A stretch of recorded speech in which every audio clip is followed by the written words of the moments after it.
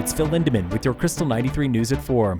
It was a whirlwind to the finish last night at the International Snow Sculpture Championships in Breck. Several teams worked through the night and single-digit temps to finish. The average temp at this year's contest, 13 degrees, the coldest stretch of winter. One of the sculptures collapsed in the closing hours, the Vaquero by Team Argentina.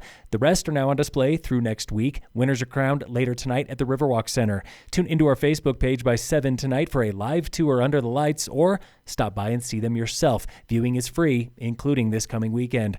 And one last time, here's Team Breck captain Keith Martin reflecting on why he keeps doing it after 15 years. We're really trying to make people feel an emotional connection to the piece, be inspired by what they're looking at, and hopefully pushing their imagination to go home and do something cool in whatever that they do. That closed-door meeting in Frisco last night when the town reviewed its noise ordinance, that was related to a park rebuild on Galena Street. The town might be adding basketball courts to the existing tennis courts.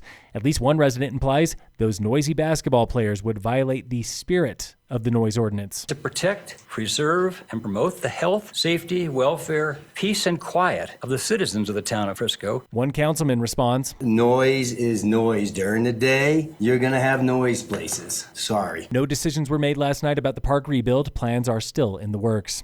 After 36 years under the same owner, the Hearthstone in Breck has sold. Dick Carlton and Alex Storm are passing the menu on to David and Kimberly Salmon, a pair of Florida lawyers making their first foray into dining.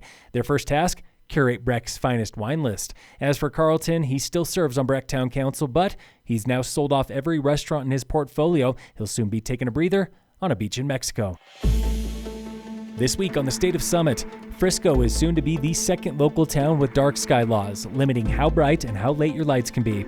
At least one local is convinced the rest of Summit will follow soon. This is going to happen. Every municipality, every person, this is going to happen in our county. And how do I know that? I know that because we refuse to be the last generation to see the Milky Way. She applauds Frisco for taking a lead on dark skies along with Breck. She believes that fewer and dimmer lights will benefit our nights, wildlife, and tourists. Two other locals agree. Thank you for what you're doing. Thank you for pressing ahead. This is fantastic. I really think it's a really good deal. Local HOAs and property managers are mostly on board in Frisco. One even helped town staff revise rules to still allow for motion lights. We just wanted to really appreciate their creativity and proactiveness with working on this. Frisco is at least 1 year away from enforcing these new rules, like a 10 p.m. curfew for decorative lights and town-facing enclosures for porch lights. At least one man says, why not start today? If we could start knocking down some existing stuff that's already not in compliance, it's hideous, really. Frisco is voting one last time to adopt these dark sky laws. That happens in 2 weeks. Tune in again next week for the State of Summit on Krystal 93.